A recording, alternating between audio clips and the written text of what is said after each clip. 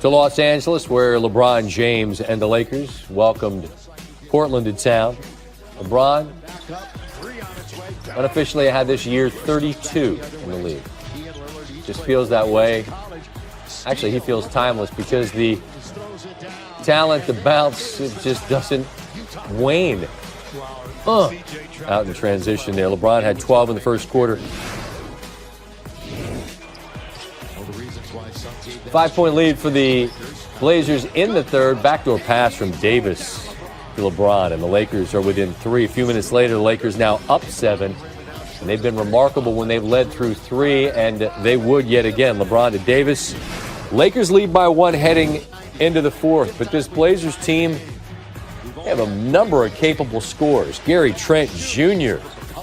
looked for the foul call, didn't get it, but it got the 3, and he'll get this triple as well as the Blazers start to stretch out that lead.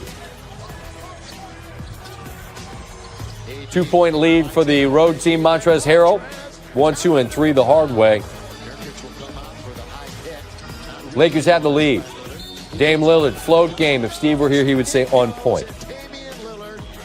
And Dame Lillard goes for 31. Trent, 7 of 11 from 3. He had 28. And the Blazers give the Lakers their second lead and their first lead when holding a third quarter lead in 60 games. They'd won 59 consecutive. You see the longest streaks through 3 quarters of NBA games holding a lead. That remarkable Warriors team that just got out and dump truck. What happened to your Lakers last night?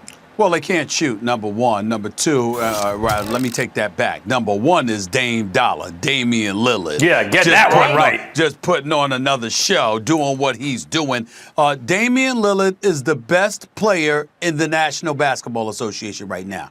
Plain and simple. He was the MVP of the bubble.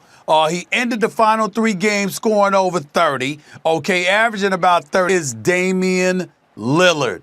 This side of Steph Curry and Klay Thompson, this brother, the marksmanship, the sniper-like abilities, he is the best basketball player in the world right now. You combine that with the fact that the Lakers can't seem to shoot, okay? And ladies and gentlemen, we have a problem in L.A.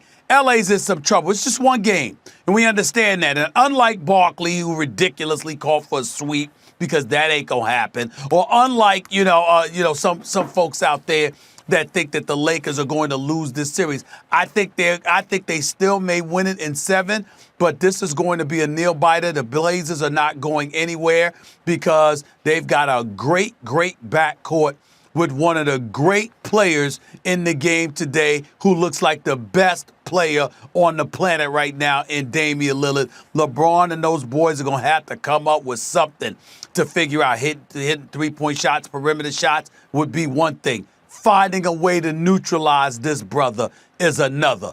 Good luck, since he practically pulls up from the parking lot these days. Yeah, I mean, we can't just sit here and have a fawning contest over Damian Lillard, but that's the obvious answer. You know, and Stephen A., you're right. He's been the best player in the NBA, like he's the MVP of the bubble. And he's been playing at an amazingly high level. By the way, in 1981, there was a work stoppage in baseball, a strike. And so it was really 2 separate seasons. They didn't play a complete season, but it was 2 separate seasons.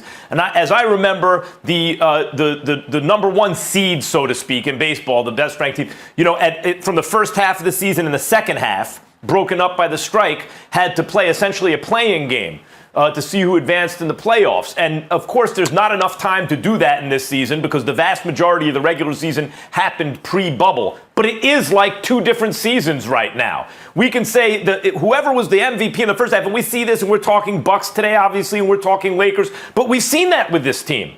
The Lakers were peaking when the bubble, when the shutdown occurred, and now they have to refine themselves. This is not the same team, at least not the same kind of, they're not playing the same kind of way. And in the meantime, however, the Blazers in the biggest moments, that's an unstoppable force. LeBron gets, I think he was rejected at the rim by Whiteside, at least in the paint by Whiteside, in a tie game in the middle of the fourth quarter. And down comes Damian Lillard and pulls up from 10 feet behind the arc and nails a three in rhythm like for almost anyone else who ever lived, and certainly pre-Steph Curry. That's a terrible shot. You get yelled at by the coach. It was but 13, this dude, it was 13 feet behind the arc, to be specific.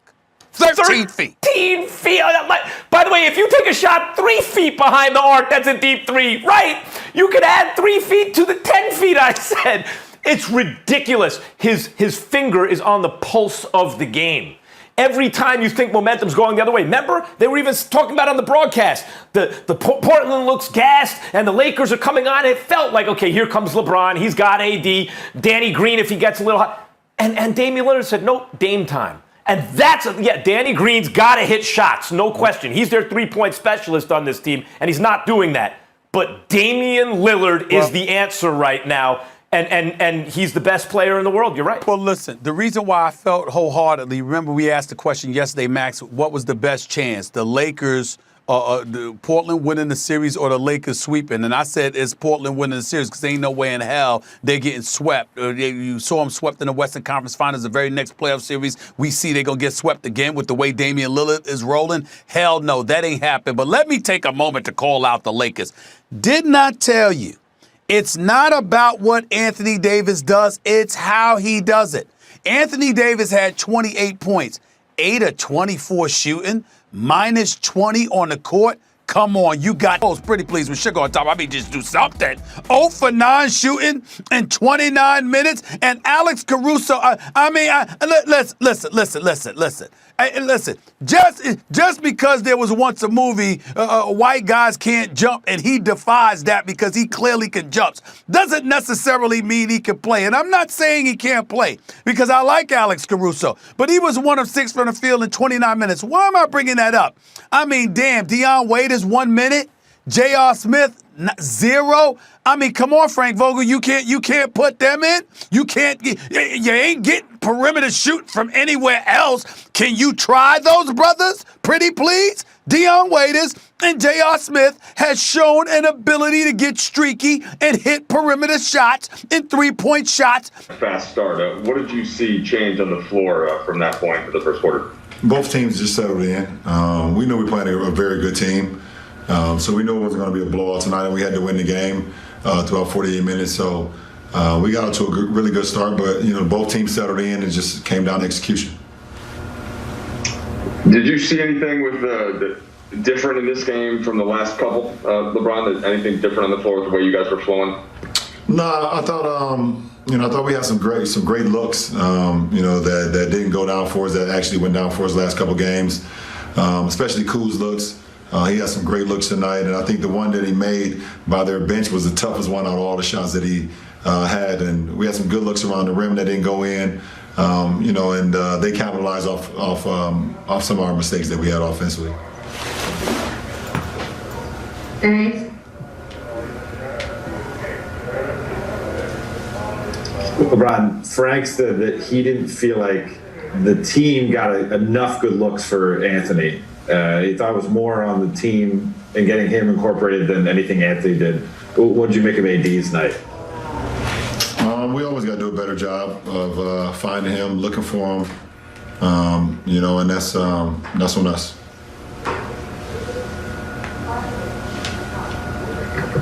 Kyle? Hey LeBron, I actually have an off-court question today.